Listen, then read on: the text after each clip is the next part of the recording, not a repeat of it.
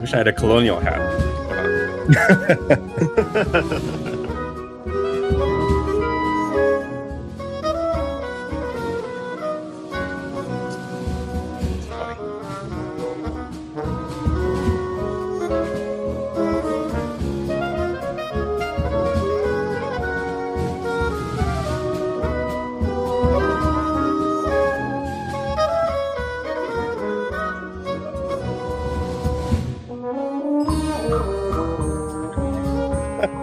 Welcome to the show. Welcome. Thought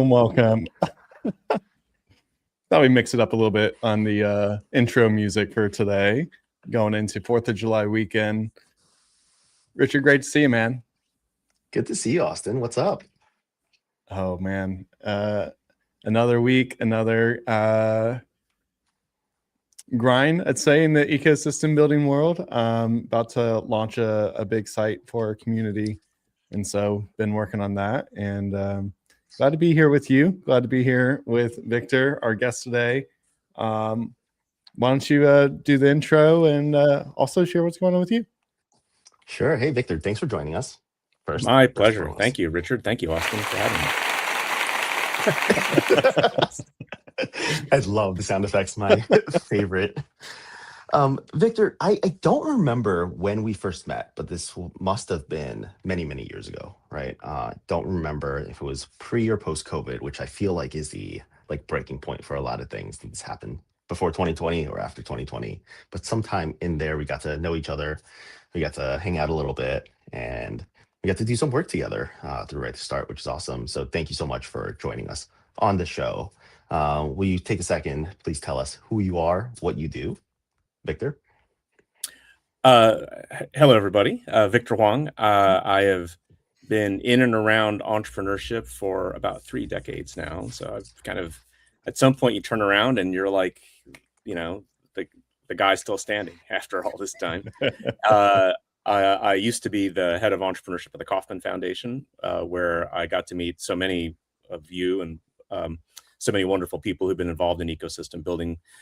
We got to play a role in helping pull together the entrepreneurial ecosystem building community and movement. Since then, since leaving Kauffman, I launched an organization to lift up the voices of entrepreneurship in public and civic life called Right to Start. And happy to talk more about that as well. So Mike, I came from a family of entrepreneurs, and I hope maybe we'll get a chance to talk about that too. Yeah, we like to ask every guest a question, the same question, and Austin usually asks the question. So Austin, if you will. Diving right in. No warm up, no easy questions. Diving. I mean, we have Victor who literally wrote the book on it, so this may be an easy question for you. But one of our favorite questions to ask every one of our guests, being the Ecosystem Builder Show, is how do you define ecosystem building, or what does it mean to you to be an ecosystem builder? That's a one could write a whole book about that kind of subject. It's around a way of approaching the world, which is realizing that all the little things you do day to day, all the little things that happen around you in the communities of the people around you shape the big thing. And that is, if you want prosperity, you want flourishing, you want innovation at large across society, you want progress, all the little things add up to the big things, that everything connects, and that you can actually shape the broader destiny of a society through the actions that people take every single day, which is what actually happens. And I spent almost a decade in Silicon Valley, which is where I ended up seeing how that happened in Silicon Valley day to day, and realizing that the way the world thought about it, the way the world talked about economic development, was disconnected from the actual reality of how it happened, which is effectively the people and what they do. And so that led to the writing of a book called The Rainforest, which became a core text for what we did at the Kauffman Foundation around ecosystem building. So I really think about it's how everything connects, and how what you do matters every single day to shape the broader whole of a society and its prosperity. Yeah, Victor, you have a fascinating story and journey, and I've heard bits and pieces of it, but will you share that with us and tell us how you became who you are today, and just tell us the story? Sure. And maybe as part of that story, I should say, happy birthday, America. It's the day before America's 250th Yes. birthday. And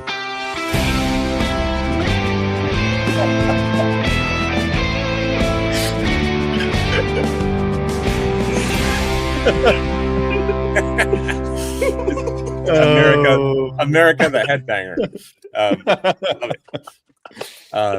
And I'm repping America the Entrepreneurial today as well. So my story, I mean, that whole notion of America is like America rocks, right?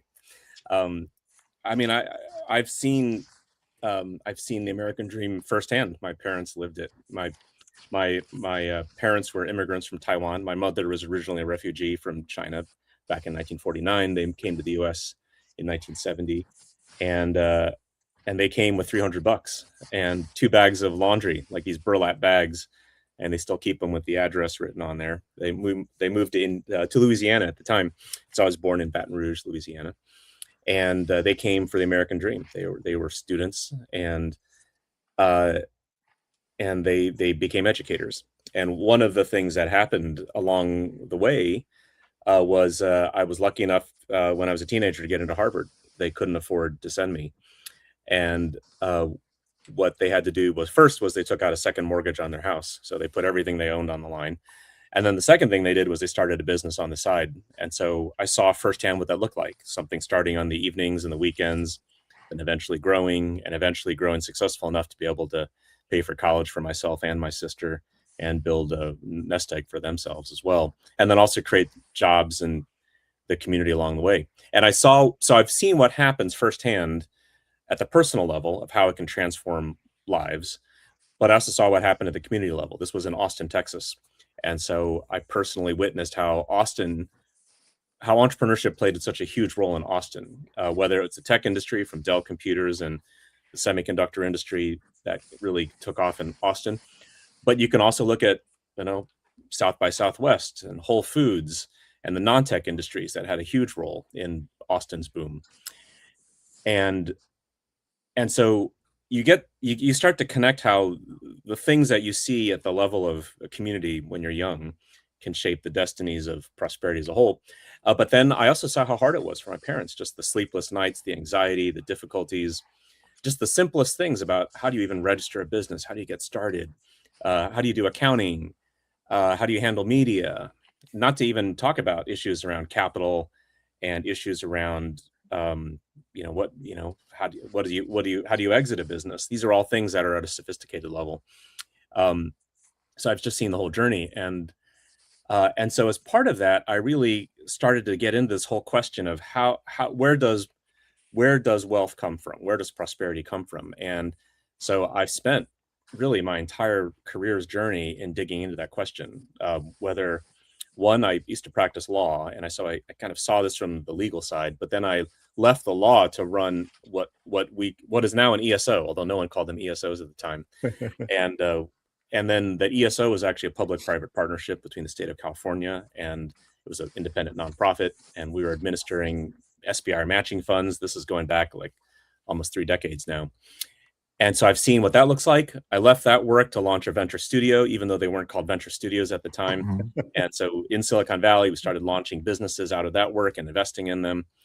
And then out of that work, I realized that all these things kind of interconnected, but no one had really tied it together. So we got into this work around ecosystem building, although no one called it ecosystem building at the time either. And that led to helping governments and whether it's local, state, federal, or national governments around the world build their innovation and entrepreneurial economies. And so I started doing work like the World Bank would send me abroad to start doing work in, whether it was in Palestine or Armenia or Kazakhstan. And so I ended up, like, for instance, designing the first venture fund of Armenia, which now is a successful, flourishing venture capital fund. And they actually just like a few weeks ago got a follow-on round from Andreessen Horowitz from one of the startups that they funded. And that was a fund that I helped design, like going back like 15 years now. And then I did all that work and started to kind of tie it together. The Rainforest book and the concepts tied that together. And then I got called by the Kauffman Foundation because Kauffman was looking for someone that was an entrepreneur, had done, but I'd also done work at the macro level about thinking about how you build entrepreneurial economies. And there weren't that many people around doing that. There still aren't tons of people doing it. And so I moved to Kansas City and did that work, and did that for 4 years. And we launched a whole movement around eShip and community building and ecosystem development. And anyways, that's the story. And then Right to Start today. Probably a longer story than you wanted, but it's. But before we get into Right to Start, I'm just curious, like, what did you call these things before? Like, what were the words you used? What did we call ESOs before they were ESOs? Mm-hmm. TBED, technology-based economic development, was the thing.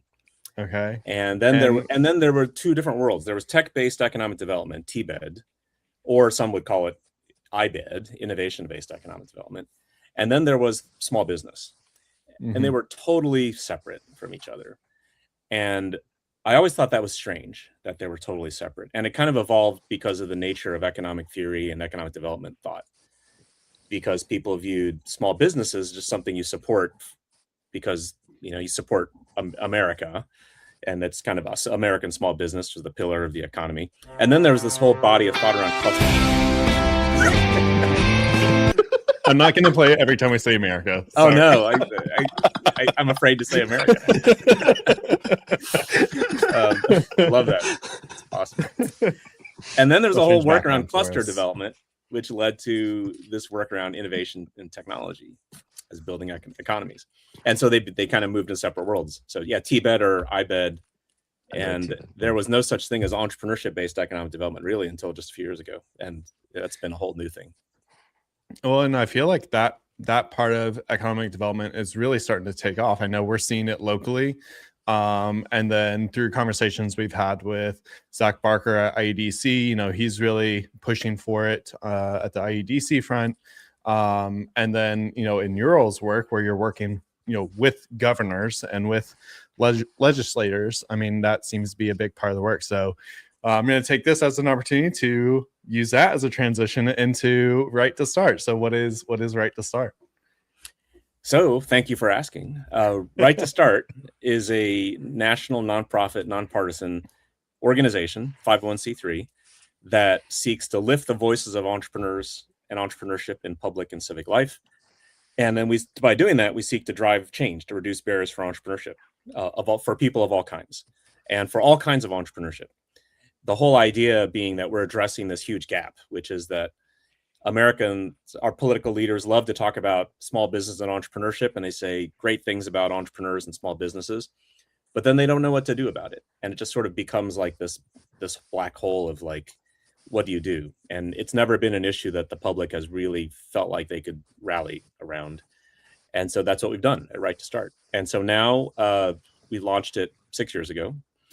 And that's cute, cute photo, guys. Thanks. So since we launched it, we've touched all 50 states. We've got an active on-the-ground presence in at least 40 states. We've had 12 states that have actually changed their laws or systems because of our work. About half of those states have passed legislation signed by a governor that was inspired by our work. We've had 28 state legislatures, I think, that have introduced bills of some kind based around our ideas. So just this year alone, not that long ago, just a few weeks ago, the West Virginia governor signed a new bill into law creating an Office of Entrepreneurship in the Secretary of State's office. First time it's ever been in a Secretary of State's office to put an office like that, which is great because that's where you register businesses. And so now they're going to have that information and they can provide you resources and connections. Earlier this year, we worked with the governor of Oklahoma, Kevin Stitt, to create an executive order that was this comprehensive executive order around entrepreneurship, tackling issues such as reducing the cost of starting a business to $1, removing red tape, asking for entrepreneurial education to be put into K through 16 education, making government contracting easier, a whole bunch of different things. It's a phenomenal executive order by the governor. And then we've been working with governors and mayors now across the country. So as part of this campaign, so we launched a campaign as part of the 250th called America the Entrepreneurial. And the idea is that we need to celebrate this entrepreneurial spirit of America. This is sort of the original promise of America, the idea that you should have life, liberty, the pursuit of happiness. The music goes. Love it. That's so great. I think that's also like, that's Fanfare for the Common Man, right, by Aaron Copland. Who is, don't know. We are licensed to use it. yeah, that's awesome. Or it's something similar to Fanfare for the Common Man. Who is by the way, Aaron Copland is the distinctively American composer. He kind of created the American sound in a way. So I will say, I was searching like intro music like House of Cards, but less dark. That's awesome. Yeah, the cynicism of House of Cards is not what we're looking for right now. No. So I don't even know what I was saying before, but the music was awesome. Sorry. I think renewing the American, renewing the American spirit. Yeah. So America the Entrepreneurial is like the idea of America the Beautiful. It's going back to the original promise of America, which is that everyone should have the ability to pursue their dreams. And not only that, they can take actions around it. So it's meant to be a public facing. We're engaging the public. We're engaging government leaders. We're engaging organizations.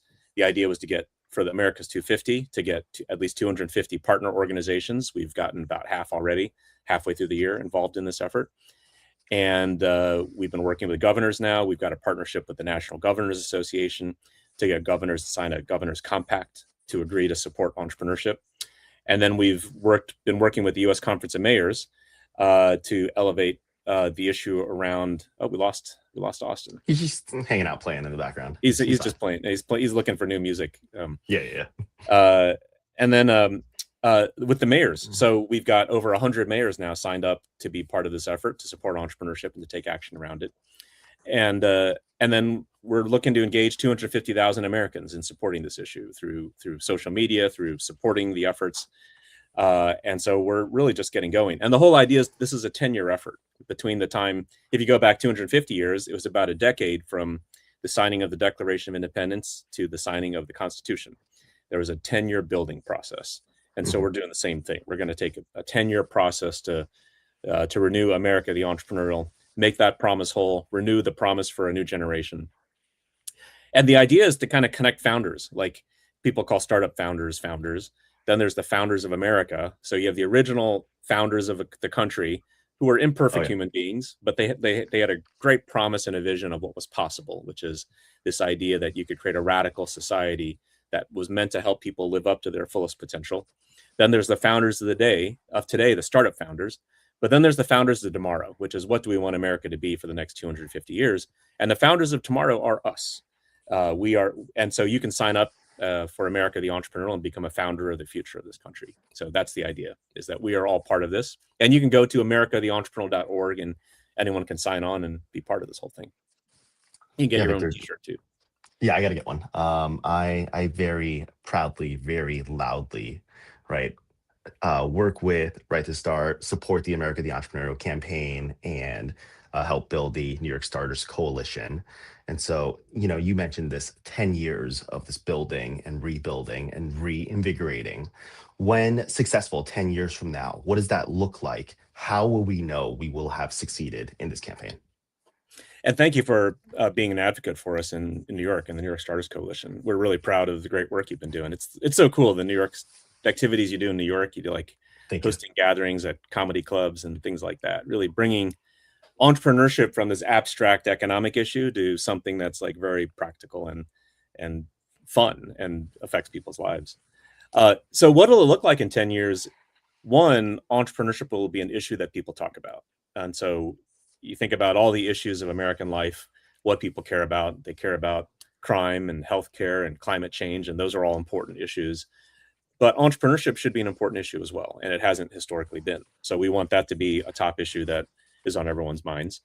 We also want to see change and reform. So we would love to see this issue that's something that governors and mayors and legislators and other leaders in civic life care about and are driving to make better. And it should be something that's always on their minds, is how do you make it easier and supportive for entrepreneurship and people of all kinds, whether they're a tech startup or someone starting a coffee shop or someone building something in their basement or their kitchen table. And it should just be easier. So we are about to, at Right to start to measure this and try to track changes over time and start to announce some of these changes publicly. So we'll do some kind of tracking index around the entrepreneurial conditions of a place. So more to come on that soon. But that's the idea, is it should be easier and easier, and to be more supportive of entrepreneurship all around, wherever you may be and whoever you may be. Amazing. Why, right? We always think about founders and entrepreneurs and we ask them their why. So, Victor, why is it important to make and champion entrepreneurship as a civic priority when there are a lot of people, a lot of organizations attacking it and working to support entrepreneurship in different ways? And that really kind of goes to the core of why is Right to Start and how did that come to be? So why? Well, you can point to, I guess, two different types of whys. One is just the personal why, which is, the story of my parents, the story of everyone. You see it in your lives, you see it in your friends, your family, your neighbors, your community. The entrepreneurs, the people that are essentially heroes in their communities, don't get recognized.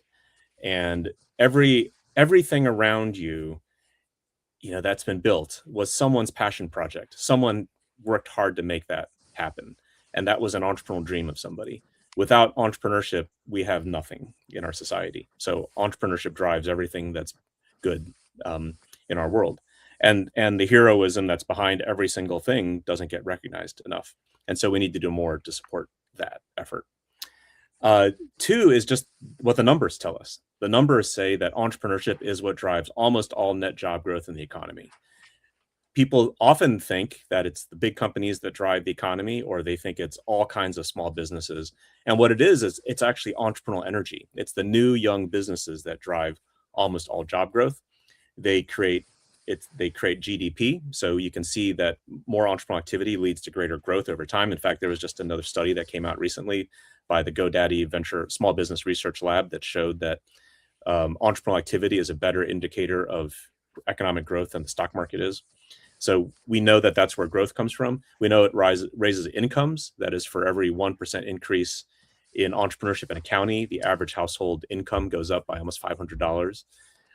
We know that it helps address poverty. For every 1% increase in entrepreneurial activity in a state, you can see a 2% corresponding poverty decrease in the state.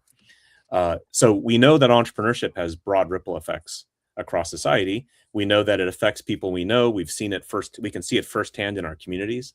And so the why is we can actually improve lives. It is a practical way that's proven to actually improve lives at a time when America is, we're a bit divided right now. We're a bit dysfunctional at times, but we know that entrepreneurship is the great unifying issue of America, because it goes back to the very original idea of what is America meant to be.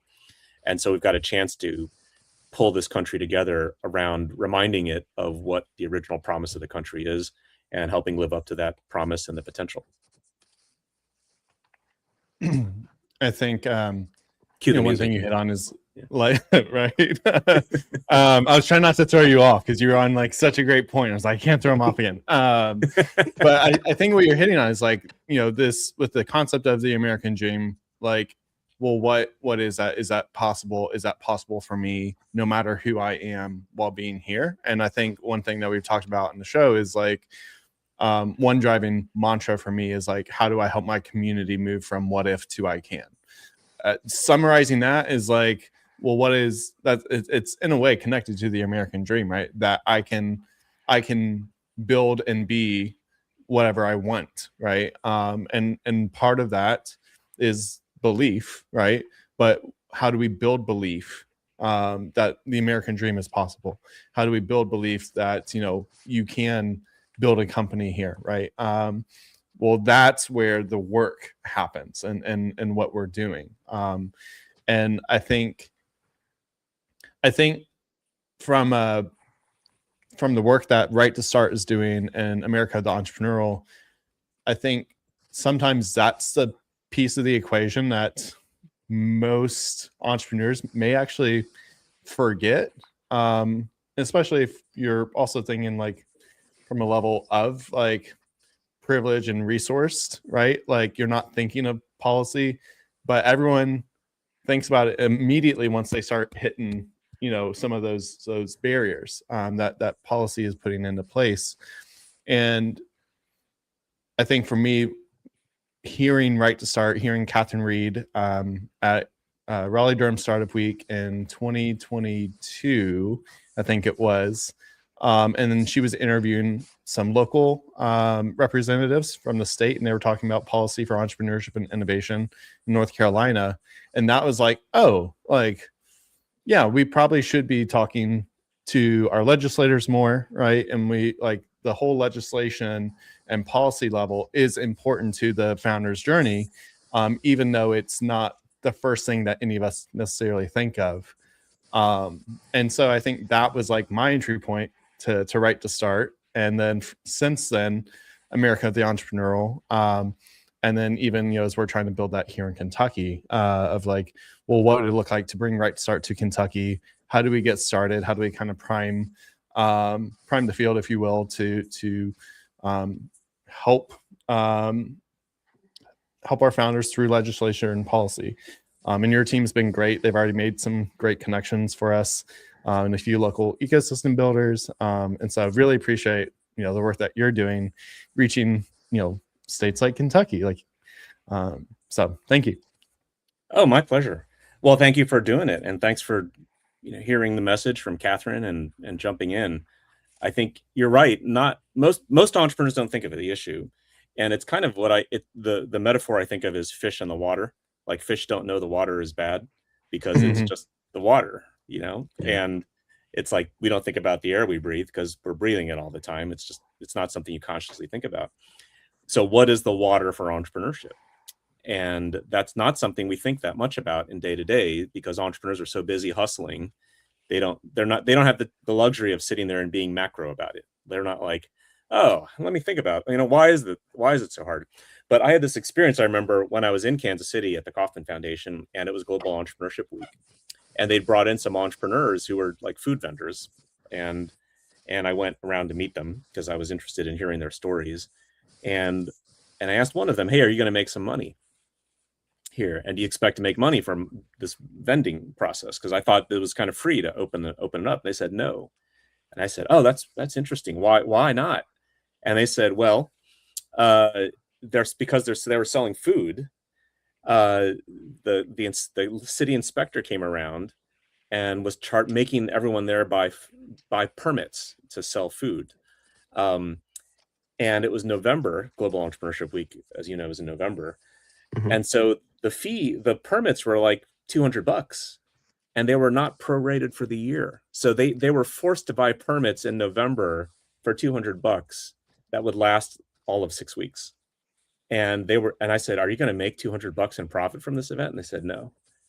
And that's where, like, how does that happen? Like they were doing something that was good for the city, good for the community, good for the world, building a new product. And here we were essentially creating a system that had undercut them completely, that they were basically doing this as a loss leader event. And it's just one little tiny story. And it's only a couple $100. But I said, do you have that money? And they said, no, they've been scraping it all together to build this thing. And I think that was one story that really stuck with me, is just how the voice of that little tiny entrepreneur was essentially irrelevant to the system. And that story is replicated a million times, like every day, right? In different ways.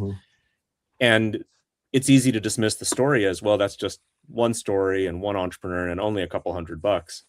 But if you think about all those 1,000 cuts that entrepreneurs have to take, like a couple $100 every day in whatever metaphor you want, or that's how companies die. They get sunk by all these little things, whether it's a government fee or just a lack of an open door, or a customer you can't get through, or a supplier that won't listen to you because you're just starting out, or whatever, you name it, ...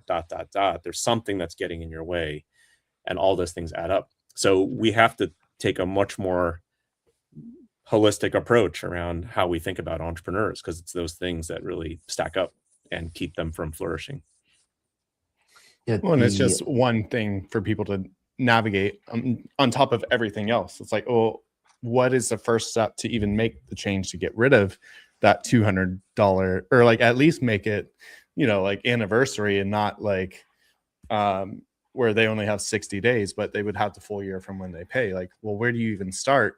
Well, they're still trying to figure out their business. They don't have time for that. So like as ecosystem builders, how do we hear that and then go advocate for them, and go ahead and build those relationships? And then over time, we already have the relationships. And when we hear the next thing, you fast track solutions. Like, it's a great story. Appreciate yeah. It's one, you know, how do we advocate for them, or how do we give them an easy button to tell that story themselves, right? Because right now, like, how would they tell that story to a leader who could actually care? They don't have time to go talk to the mayor or go talk to the city council. I mean, maybe they do, but it's not worth it for them because they just need to get through to the next thing. So how did these stories just get lost? Because entrepreneurs are actually the most, they have the least ability to just have the time and the energy to go do that stuff.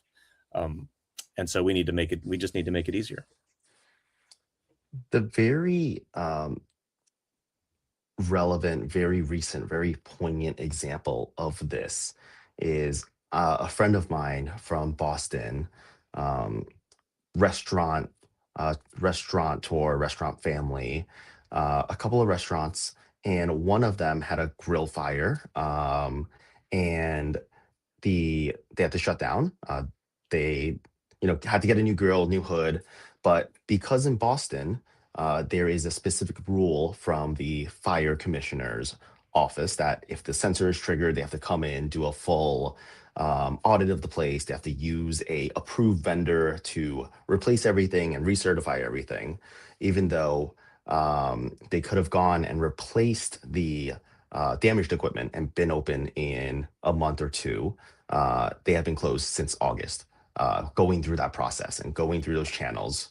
And it's a similar story all across Boston, and him and his restaurant friends who own other restaurants believe there is no way to change this, believe that there is no one that will listen and no possible avenue to get to the fire department or whoever is in charge of that rule to get that to change. And I have mentioned right to start and the resources that might be available. And he's like, it's not worth it. They're so big. They probably make a bit of money from these approved vendors. So the system's like this, and that's very unfortunate. I think that's it, is most entrepreneurs just have no time, and they're like, the system screws you, and that's just the way it is. But if you think about like that attitude, that is essentially the spiraling of cynicism that essentially causes the decline of a society in the long term, right? Where people just start to give up. They're like, screw it, the system just doesn't respond. What's supposed to make America different, it's supposed to be a society for the people. Like, well, this is supposed to be our country. So if the system isn't responding, that's a real problem, because if it doesn't respond here, it's not going to respond anywhere. This is supposed to be the place where it's supposed to respond the best. And so we need to fix that, because I view this as the fact that America has become so cynical about these types of basic entrepreneurial things is essentially an existential issue for the country. Like, it means like something's wrong in America when the politicians like to give lip service to entrepreneurs, and then they don't respond. Then the entrepreneurs themselves don't feel like the system responds to them, and that they don't have a voice in it.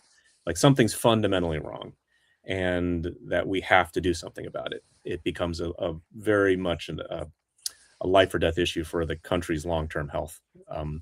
So it's not going to end today or tomorrow, but over time, it's exactly the kind of thing that corrodes the society. And so we need to fix it. I agree. When we make it hard for people to do things like start a business and provide for their families, they will go do something else, right? It's, how do we make it easier? How do we break down barriers? How do we support the people who are building their dreams here and growing in our backyards? That's it. Yeah. At the core level, it's that easy, right? Like, if someone's building their dreams and trying to make the country a little bit better in some way, why are we making it hard for them? Like, we should be doing everything we can. It should be easy. That should be the easiest thing to do in America, is to build something. and we make it kind of the hardest thing to do. I know. Yeah. Can you share some wins? I know Right Start's been around for a little while now, right? Some wins across the country that have made it easier for entrepreneurs to start and grow businesses. Well, just in West Virginia, I just mentioned this new law that got passed in the creation of the Office of Entrepreneurship in the Secretary of State's office. Mhm. They provided some ability for the office now to create fee waivers for people starting a business that were in a position where they couldn't afford a fee, like, and they've already been able to waive fees for a large number of entrepreneurs. So that's a win, and you can actually count the number of people, and you can count the dollars All that are being right. saved. That's effectively angel money that's being given to entrepreneurs who really are in the greatest need.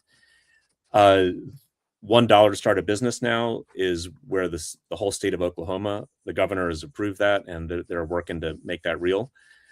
We've seen that in the state of Colorado. This preceded Right to Start's work, but Governor Polis of Colorado instituted $1 to start, and he saw a 30% increase in the number of businesses getting started in Colorado. And we're just getting started. We see lots of things like this, and we see them at the local level too, where we engage mayors and city council people, and they're able to take these little tiny things from, fees and licenses and permits and red tape and access issues, and see things start to change. And so that's happening in lots of places in many different ways. Amazing. I think when we think of like some of the other wins of for me, like when I look at the wins you've had in other states, the first question is, how do we do that here? Right. And so like seeing the offices of entrepreneurship in West Virginia, it's like, well, how do we do this here? And so maybe can you what should an ecosystem builder, when I hear all these wins that you've just had with Right to Start, like how can we take action so we can start to realize that? Like any recommended first steps? First step, if you go to the America the Entrepreneurial site and you sign up, and I know you already did, Austin, but others could sign up.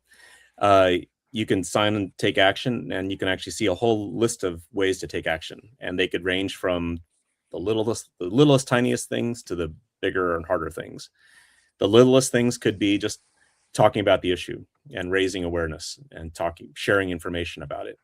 And so some of the things we've talked about, like the data points around job creation, GDP, wealth creation, income, poverty, those become talking points that you can share out with people in the communities and that becomes just a public awareness, and education is a really critical piece of this effort. On something bigger, if people are willing to, they can reach out to their public leaders and start to engage them on these issues. Share out this information with your mayor, your city council member, your legislator, your governor, your congressperson, and get them up to speed on it, and potentially even start meeting with them. And if you want to take it to the next level, engage them, or even start helping us put together town halls like Richard does in New York, where entrepreneurs and the issues they deal with are being raised and discussed with civic leaders in a community. And so that fusion is what doesn't happen, where like we were saying, the problems and the challenges and the barriers don't get heard by the people that can do something about them. And a lot of the entrepreneurs just give up. Well, we can actually connect that circuit. We can actually get those conversations to happen and create that awareness. And so that's sort of the ultimate. If you've got the energy to actually go in and start to organize these opportunities for those conversations to happen. It doesn't even have to be a fancy town hall. It could just be a meeting or a conversation to happen. Those things make a huge difference. And add it all up, you add up dozens, hundreds, thousands of these conversations across the country, you can start to see real change. So you mentioned Richard is doing some of these up in New York. Richard, you mind sharing some of the stuff that you're doing and what that looks like and how that's been, and if you what have you learned in that process? Yeah, absolutely. My coalition manager, Bobby Armstrong, and we are helping grow the New York Starters Coalition, right, which is a great group of entrepreneurs, entrepreneurship supporters, folks who want to help break down these barriers. Public officials have joined this group as well. And we in addition to having those conversations virtually and in person, right? We host all of these different events. Victor, you mentioned the comedy event, which was a fun way to get entrepreneurs together. It was like a pitch night using random slides that you had to pitch improv style. That's But then awesome. just a cool February winter thing in Buffalo when it's snowy and cold out to get people together in community.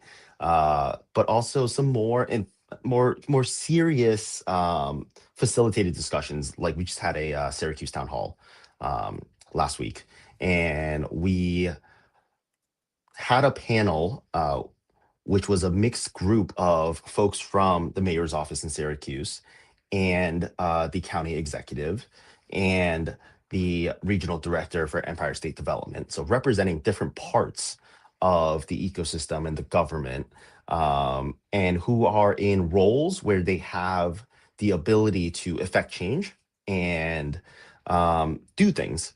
And we brought them to the table. We facilitated a discussion with them about the state of entrepreneurship and business in central New York, in the Syracuse area. And right afterwards, we hosted a workshop, a sit down. It was a strategic doing is the framework. So it was which is new to me, which I learned about, which is really cool. And so we had small group discussions around the idea of what could entrepreneurial support look like if it worked for everyone in central New York. And we made sure that each table had diverse perspectives and a good mix of entrepreneurs and government officials, entrepreneurship support folks, and then directed that with a facilitator that we had prepped through this process. So they all thought about different assets they had in their community, both physical assets and talent and capital and all these other things. And it made connections between what exists now into what might be able to exist. And then had a concrete action and next step that everyone committed to doing in the next 30 days to bring this thing to being. And that's very powerful in the context of doing that with and in front of our government officials, our public officials who we have put into roles to serve us and to support us, right? And so it was the combination of all of these things, not just whiteboarding and imagining what could be, but doing that in a group and in a group with folks that can help affect some of these changes. And one of the key takeaways that I had from that panel, from one of the questions was, Micron is coming to Clay, New York, central New York, and 6-7 miles from Syracuse, $100 billion. They're building a fab to build semiconductors, microchips, memory modules. How can everyday entrepreneurs, small mom and pop shops, everyone benefit from this huge investment that is very technical, that is very perhaps locked into a place? And one of the answers from the panelists was, as that money comes in, there will be opportunities and gaps to fill. There is a role that government can help play to facilitate these connections and discussions.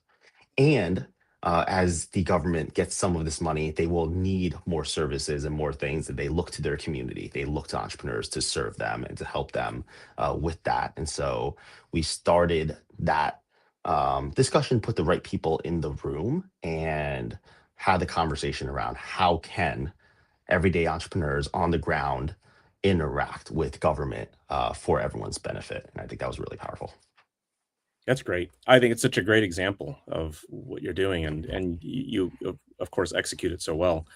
And I think I don't know if you've experienced this, but my experience has been that our leaders actually really care. They just don't know what to do either.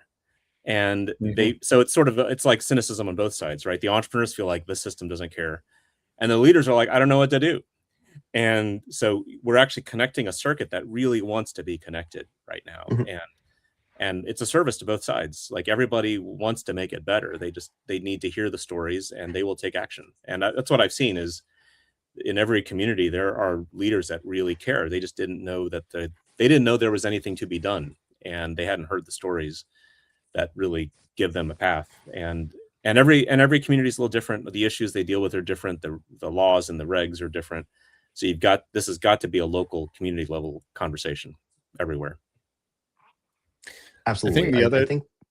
Go ahead. Go ahead. Me? Oh, fine. All right.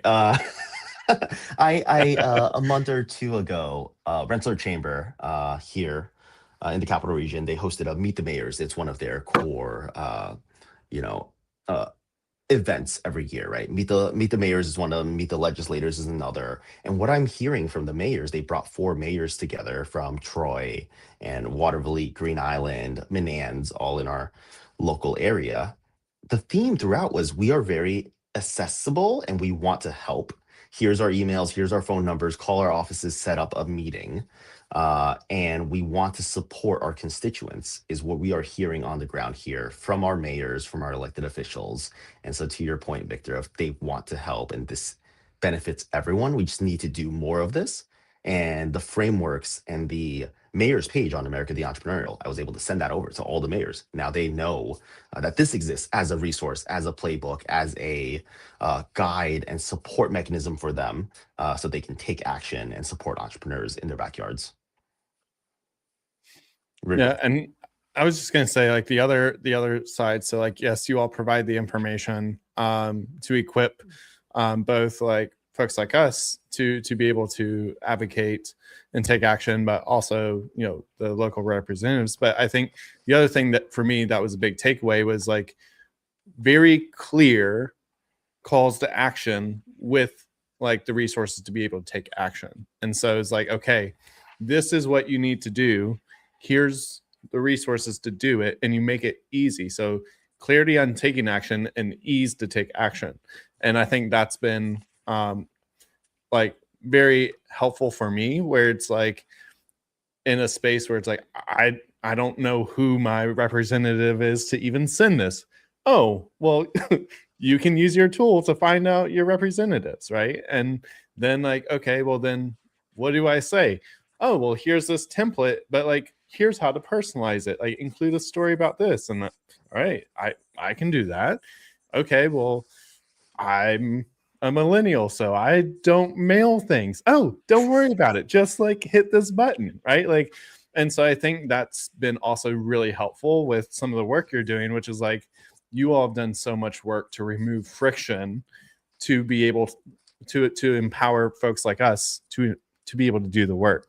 So great job to you and your team on that side, because it makes it attainable, and it makes it feel like, oh, I can have an impact. And on top of that, like, it's much easier for me to ask my colleagues in cohort and community and founders to do it, because I saw how easy you've made it. And now that creates even more opportunity to get some local mass to move these things forward. So big props on that. Oh, Austin, you're like the spokesperson for it. That's great. Cue the music. I think it's awesome. It's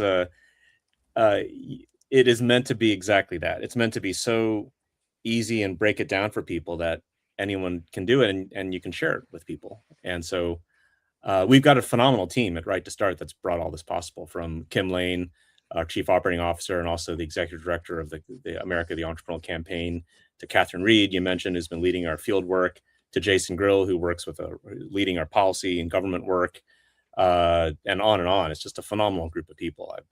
It's one of the greatest, most talented teams I've ever been part of. So it really is meant to be. It's meant to be the easy buttons for everybody. Like, talking about entrepreneurship and the importance of it in America should not be hard, right? This should be the easiest thing to do in the great startup nation of the world.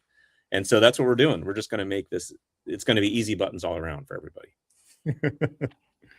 Yeah, I think, you know, on the mayor's page on America the Entrepreneurial, there is the template for the proclamation that we got onto Mayor Mantella of Troy's desk.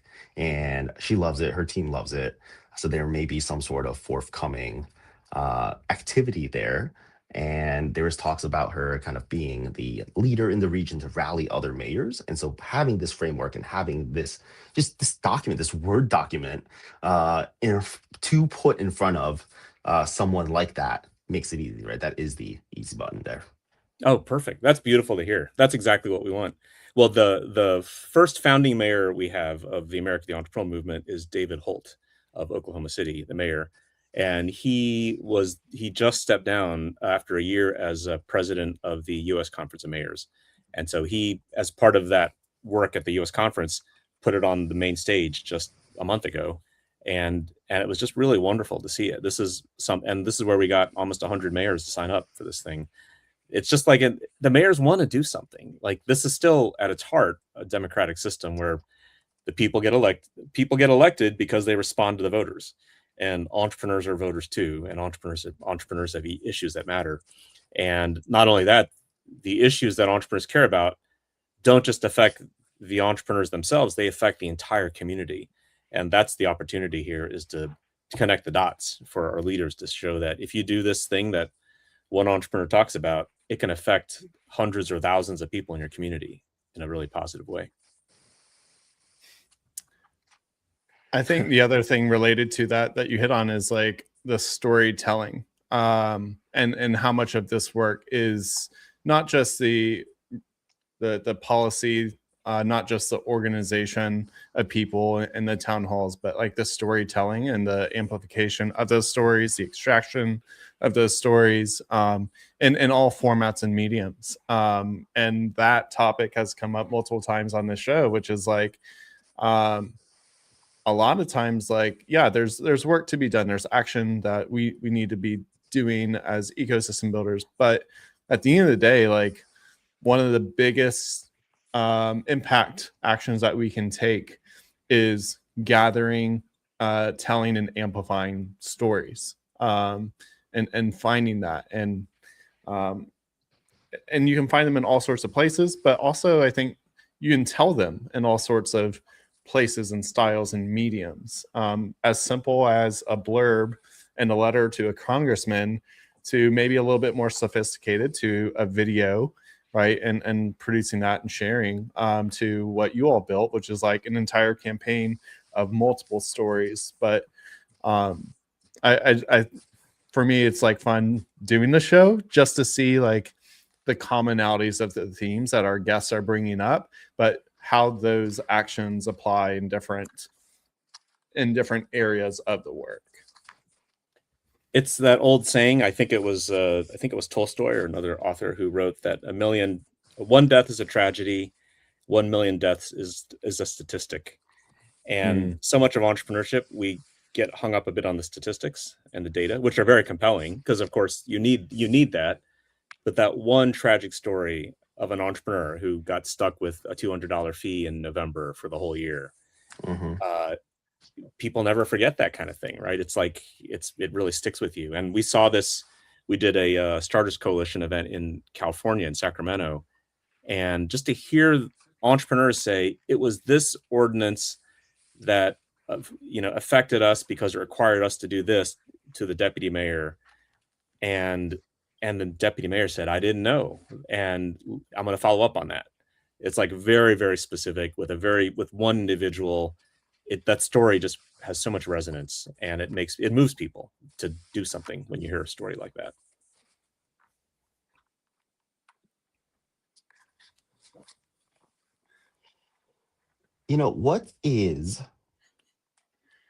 What is next this year for America the Entrepreneurial, for Right to Start, between now and the end of the year, Victor? And what call to actions might you have specifically for people who might be watching this? We're going to continue. So this work with the mayors continues. And now that we've got over 100 mayors signed up, we would love to get more mayors signed up. So as people start to realize how easy it is to do this, that we've got templates and easy buttons, we want to get more mayors engaged. Then there's the following up to make sure it actually happens. And so that's actually on the ground, working with mayors, whether it's at the policy level or at the grassroots level. All of that needs to happen. And so that's going to continue to happen. We're going to continue to work with governors. But then the Right to Start team will provide air cover. We can go in with some of the expertise, some of the policy recommendations, some of the data. But ultimately, those individual conversations matter intensely, because that's what people act on. That's what leaders will act on, especially if it's a member of their voting constituency in their region. So that will continue to expand. we are going to be having sometime towards the end of the year the first ever Right to Start conference, where we're going to bring together all of the leaders in our community for the first time. We've never had that happen before, so that'll be a first. And then coming soon, we're going to be publishing some data products, as I mentioned, to start to track the entrepreneurial conditions of America, and so be on the lookout for that as well. And so is continue to expand the work and deepen it. We're always looking for more places to build starters coalitions. It does require some resources and money to do that. So if you know of communities that want to do that across the country, let us know. We're happy to talk with them and try to find a way to sponsor and support the development of new starters coalitions. But you don't have to do that. You can get involved you can get involved with zero. We want to make it easy for people to get involved anywhere from zero cost to being able to build a full coalition and everything in between. So if you're the whole idea of America the Entrepreneurial was to create an open door that anyone could walk into and find ways to get involved. And it sounds like it's working, which makes me very happy. It's very gratifying to hear. Awesome. Looking at some of these comments, Tyler says, Florida. Do you have anything going on in Florida? We could certainly use more. We don't have a full starters coalition in Florida. And so if there's interest in helping us build that, certainly. But you don't have to wait, Tyler. If you want to get involved in America the Entrepreneurial and start to take action, you can do that anywhere, whether you're in northern Florida or central Florida or southern Florida. There's tons of ways to get involved. Cecilia's hanging out with us in the chat too. Love Cecilia always. Cecilia was critical in introducing me personally to Senator Joanna Dossett. This was going back maybe 4 or 5 years now. I visited Tulsa, and Cecilia hooked me up and connected me to a bunch of people there, and we had a great meeting in the Black Wall Street area of Tulsa with that old, tragic story of what happened there. But met with a bunch of Black entrepreneurs and met with Senator Dossett, and she got so moved by the entrepreneurs and the stories they were telling that she introduced legislation the following session to support entrepreneurship. And that's continued to make a lot of impact. So Cecilia is such a huge hero in Oklahoma, and thank you for all your great work there. I'm wearing my Tulsa shirt.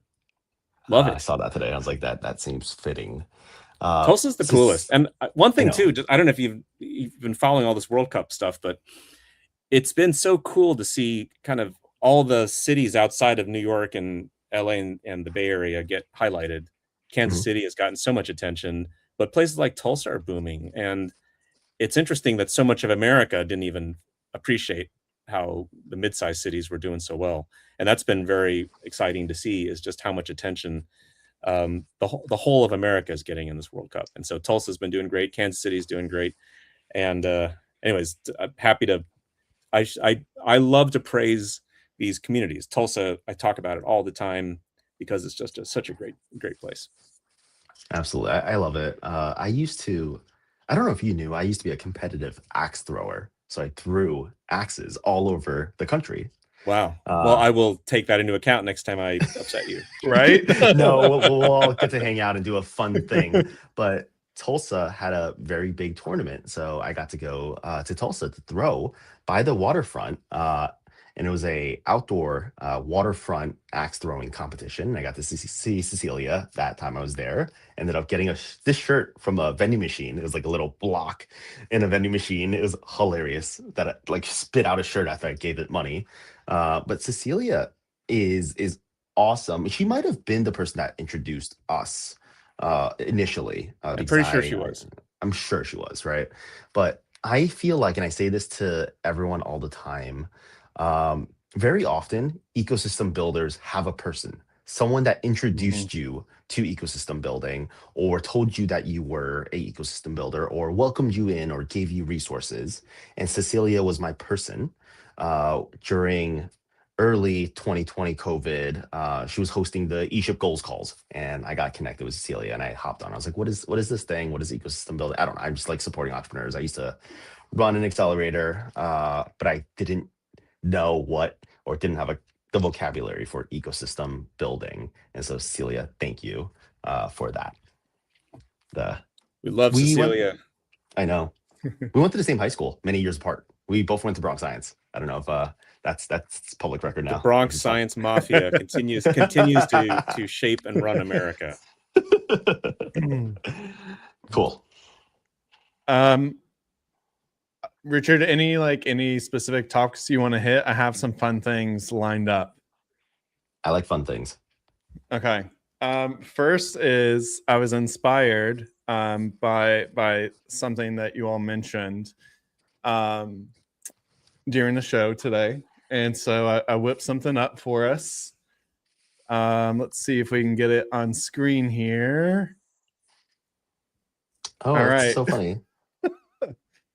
So we have a Startupify Pitch. So we're going to have to pitch whatever it comes up with. If you're familiar with Jimmy Fallon and his song generator, it's that, but it's for startups.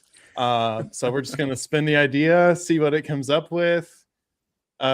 Roomba for haunted houses. Do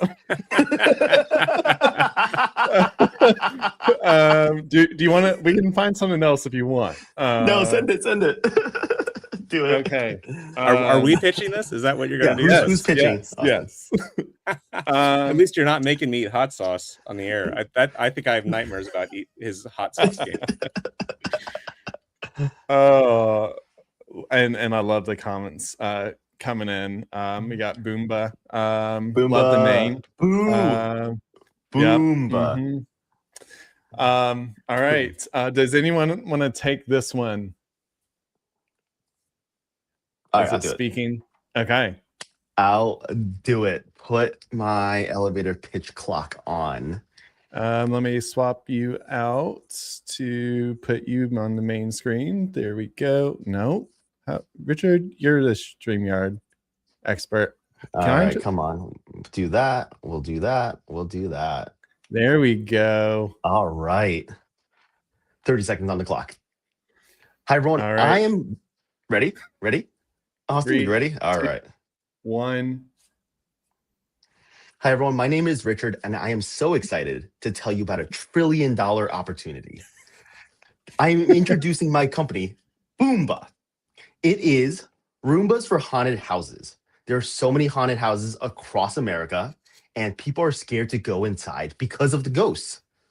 We've invented a patented technology that we are putting inside a Roomba shell, a robotic Roomba that will go around and it sucks up all the ghosts in the haunted houses and makes them not haunted anymore.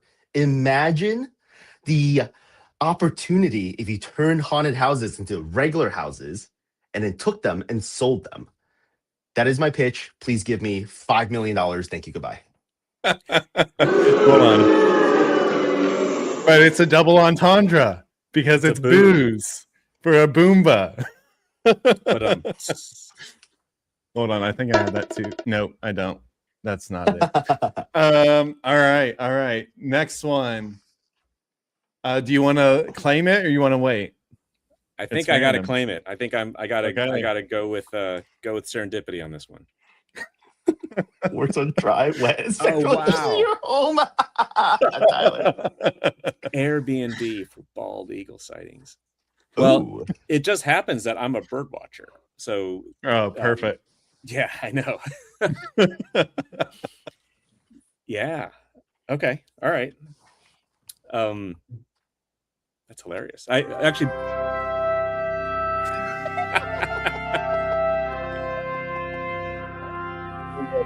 Let's hear it. America at 2:50. Do I have a clock or did I just go? Go for it.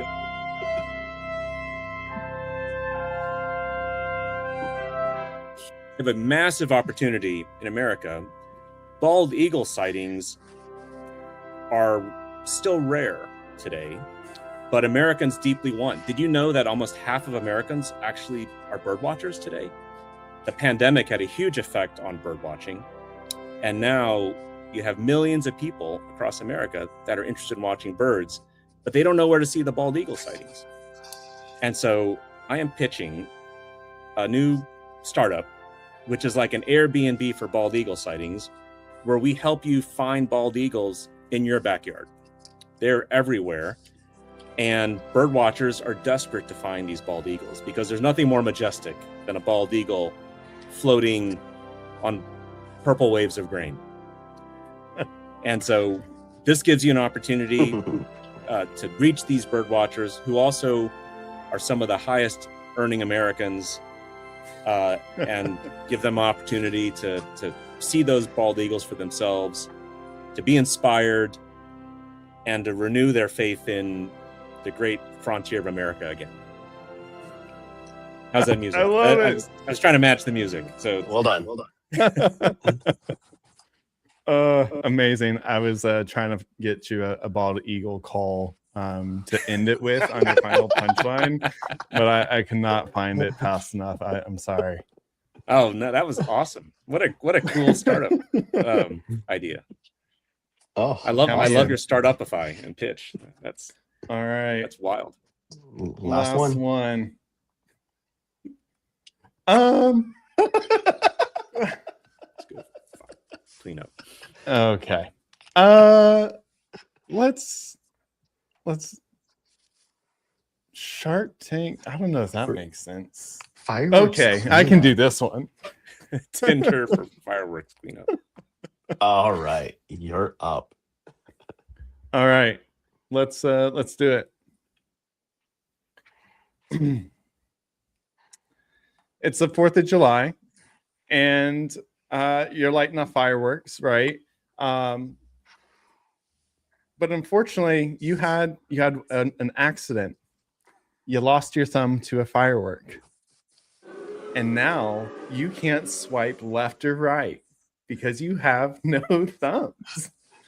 Well, stress not, because we are Tinder for firework cleanup. That mess that you just made of your thumb, we will provide you a new thumb so that way you can continue swiping on Tinder. So we invite you to invest. We're cleaning up your firework mess so you can swipe to the connection of your dreams. And that's Tinder for firework cleanup. Love It wasn't great. That's inspiring, practical, and gross all at the same time. All right. Well, thank you for that one. That was fun. To me, I was inspired by your comedy show with the improv. I was like, we can spin something up pretty quick on that. Let's see it in Kentucky. Kentucky. We need to get going. Yes, we'd love to. We'd love to for sure. I know Larry Horn is in conversation with your team. I think he's a Kentucky ambassador, maybe. Yes, yeah. Thrilled to have Larry on board. He's what a great leader. For sure. And we were able to celebrate him on Tuesday as he passed the torch. And it was so special just to see him honored for the work he's done. And I'm really excited to see what he does in this, ambassador role for Right to Start. And yeah. You also have a great friend of mine, Grace Simral, out in Louisville. Yes. Oh my gosh. I love Grace. She is so great. Grace and I partnered on a few projects a few years ago and ran into each other at an event recently. And so I actually have her new card right here on my desk to schedule some time. So oh wow. I'll tell her you said hi. She participated in the mayor's conference that Kauffman used to host, which we combined as part of the eShip summit work as well. And so when she used to work for the mayor in Louisville.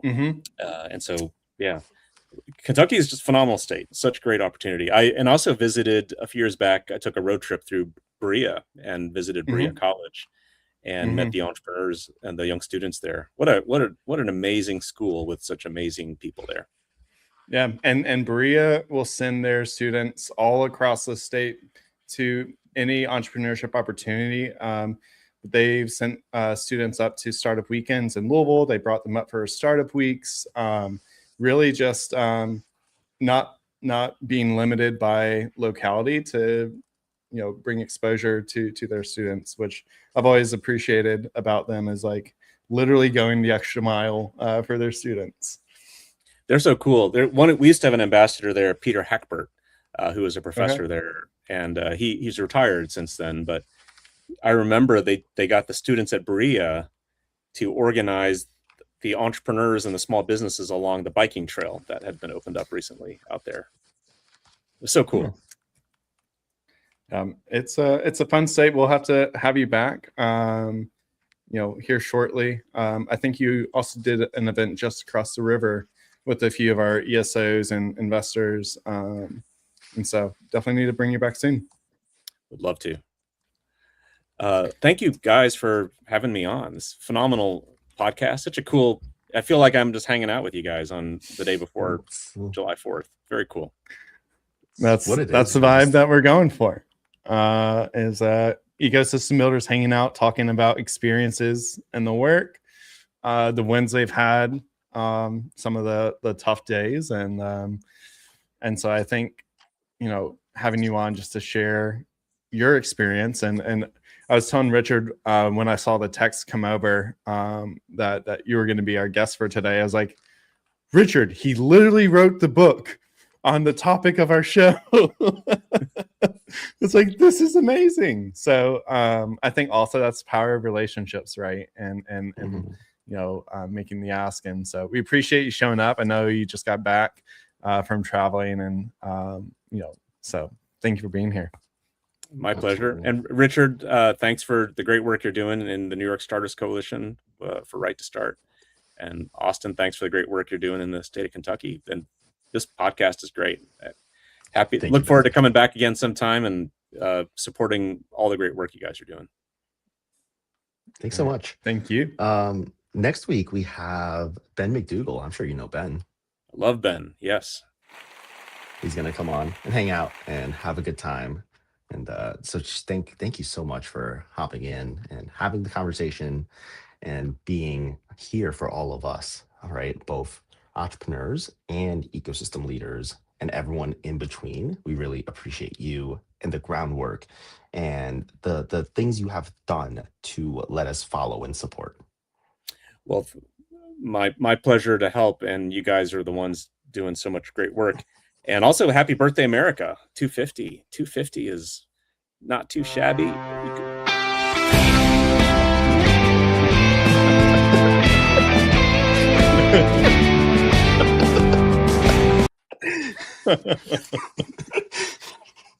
America, F yeah. Great. I love that music.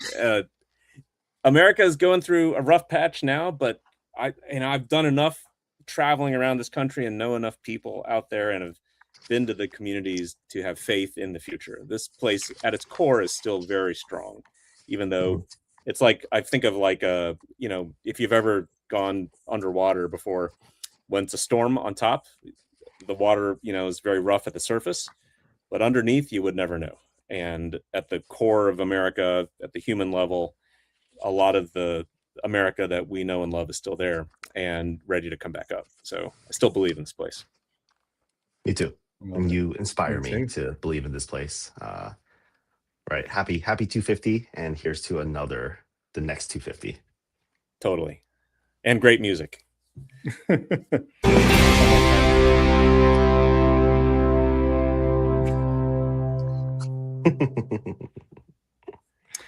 All right. Thank y'all. We'll see you all on next week's episode. Tune in at 3-ish Eastern time for Ben McDougall.